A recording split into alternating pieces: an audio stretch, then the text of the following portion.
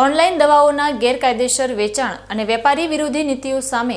દેશવ્યાપી કેમિસ્ટ હડતાલના એલાનને પગલે આજે જિલ્લા મથક પાલનપુર સહિત સમગ્ર બનાસકાંઠામાં 1400થી વધુ મેડિકલ સ્ટોર્સના શટર સજ્જડ બંધ રહ્યા હતા અને વેપારીઓએ એકજૂથ થઈને ઉગ્ર વિરોધ નોંધાવ્યો હતો। સમગ્ર દેશની સાથે સાથે આજે બનાસકાંઠા જિલ્લામાં પણ દેશવ્યાપી કેમિસ્ટ અને ડ્રગિસ્ટ એસોસિએશનના બંધના એલાનની વ્યાપક અને અભૂતપૂર્વ અસર જોવા મળી છે।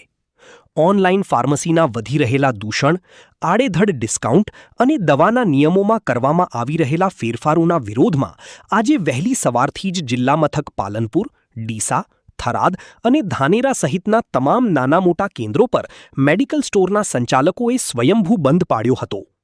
આ મહાહડતાલના કારણે સમગ્ર બનાસકાંઠા જિલ્લામાં અંદાજી 1400થી પણ વધુ મેડિકલ સ્ટોર્સ સંપૂર્ણપણે બંધ રહેતા બજારોમાં સન્નાટો વ્યાપી ગયો હતો।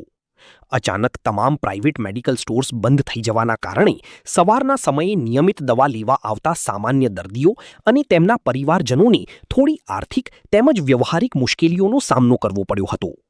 જો કે કેમિસ્ટ એસોસિએશન દ્વારા માનવતાવાદી અભિગમ અપનાવીને દર્દીઓની ઇમરજન્સી સેવાઓને ખાસ ધ્યાનમાં રાખવામાં આવી હતી, જેના ભાગરૂપે પાલનપુર શહેર સહિત જિલ્લાના જુદા જુદા વિસ્તારોમાં આશરે 10 જેટલી ખાનગી મેડિકલ સ્ટોરો કટોકટીના સમય માટે ખુલ્લી રાખવાની વિશેષ વ્યવસ્થા કરવામાં આવી હતી। આ ઉપરાંત તમામ સિવિલ અને સરકારી હોસ્પિટલોના ઇનહાઉસ મેડિકલ સ્ટોર્સ તેમજ પ્રધાનમંત્રી જન ઔષધિ કેન્દ્રો પર દવાનો પુરવઠો અને વિતરણ વ્યવસ્થા રાબેતા મુજબ ચાલુ રાખવામાં આવી હતી, જેથી ગંભીર દર્દીઓની સારવારમાં કોઈ વિક્ષેપ ન પડે।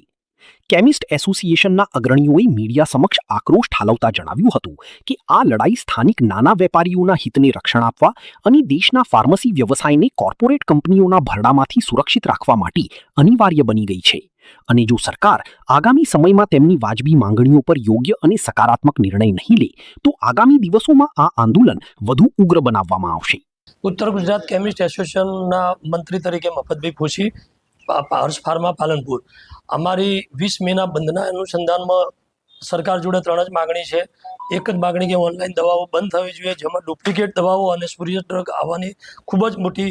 અસર છે, એટલે એ કોઈપણ સંજોગોમાં બંધ થવું જોઈએ। બીજી અમારી માગણી એવી હતી કે કોરોના કાળની અંદર જે કંઈ 220 પ્રમાણે હોમ ડિલિવરી આપવામાં આવતી હતી એ GR અમારો સરકાર સામે વાંધો છે, એટલે પરત ખેંચવો જોઈએ। અને ત્રીજું, જે કંપનીઓના કોર્પોરેટ ડિસ્કાઉન્ટો મોટા 15થી 85% આપે છે,